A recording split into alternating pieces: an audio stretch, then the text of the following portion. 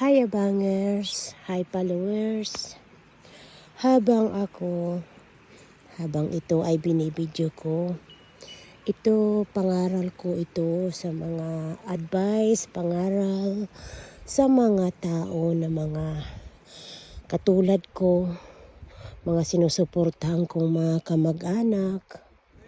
Kailangan pahalagahan ninyo yung mga tinutulong ko sa inyo. Kasi hindi naman habang buhay na okay ako. May sakit na ako dito.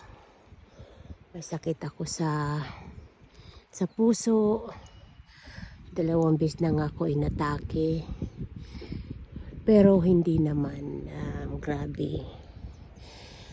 Pero sana kung sino man makarinig nitong mga mini-message ko ay sana meron kayong matutunan sa mga kamag-anak ko, kapatid ko o pamangkin ko.